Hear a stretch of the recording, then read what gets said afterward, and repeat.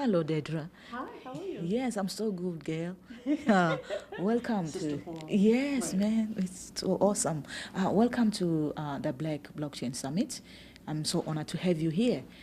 You are one of those amazing women that are running a community of black women in blockchain space, and I want to commend you for the job. And I want people to follow your group, and so that they can learn a little bit more about what you do.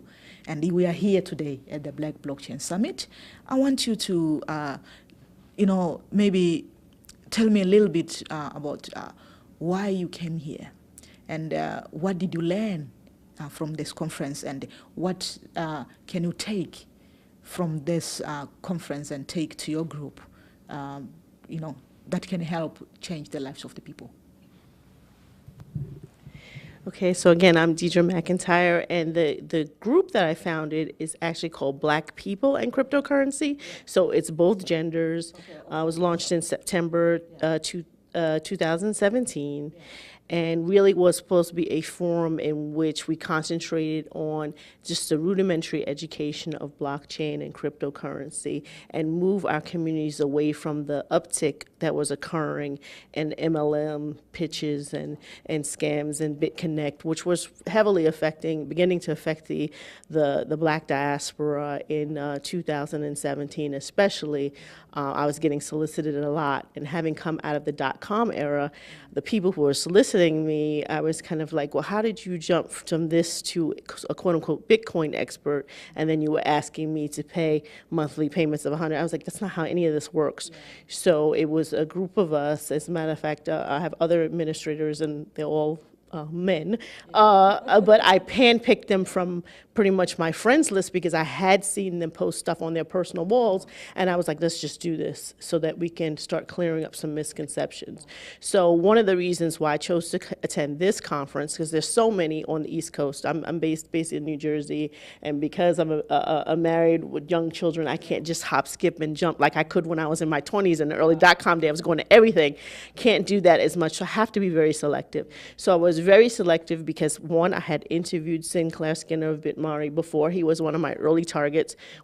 Before I started to launch my community, he was one of the few people that I knew about beforehand because I'd seen so many videos and interviews with him.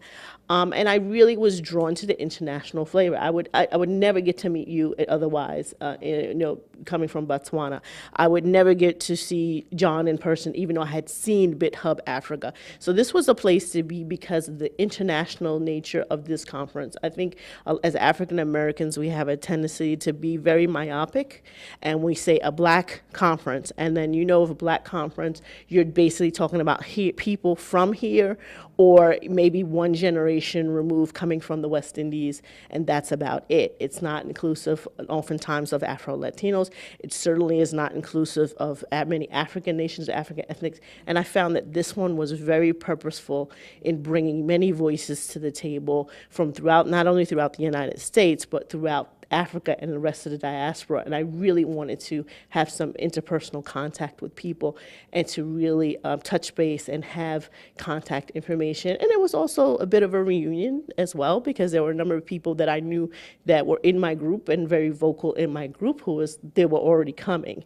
So I was like, okay, well, I get to meet some people that I only know virtually as well. And it's right in my backyard at Howard University. So my takeaway, hopefully, is to have this be the genesis block for having international connections with people with various projects and being able to contribute in whatever way that I can.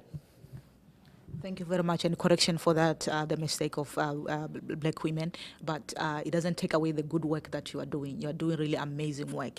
And out of what you have just said, there's the issue of MLMs and BitConnect and all these kind of scams that are hitting the Bitcoin community. And we see a lot of people who are already in poverty putting a lot of money into the scheme with the hope that they will make more money out of that.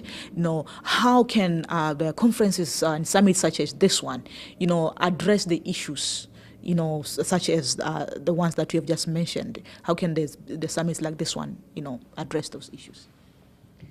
Well, one thing that Black Blockchain Summit did that I thought was very good was to really focus away from speculation. I find that the idea of let's hurry up and get in and buy something, particularly Bitcoin, because we know it's going to be popular one day and rise, and then I can sell it and make some type of income on that, is low-hanging fruit, especially for our communities, because as was mentioned during the conference by other people, we have a tendency to kind of stay on not the development front, not on the building out of problem-solving blockchain solutions, but stay on whatever's easiest and say that you're an expert.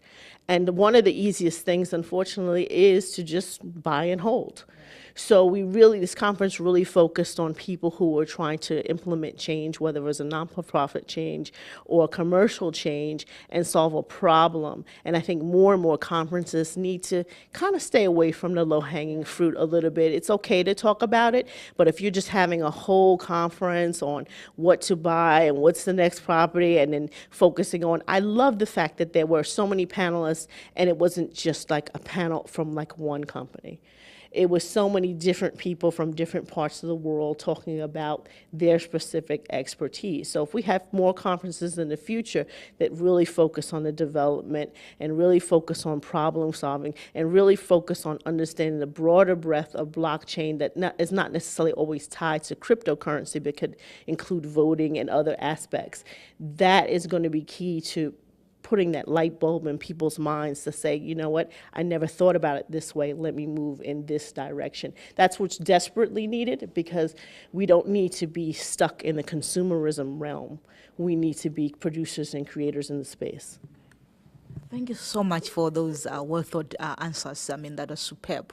I hope to have a talk with you again in the future. Thank you very much. We definitely will. Yeah. Thank you. Yeah. Yay.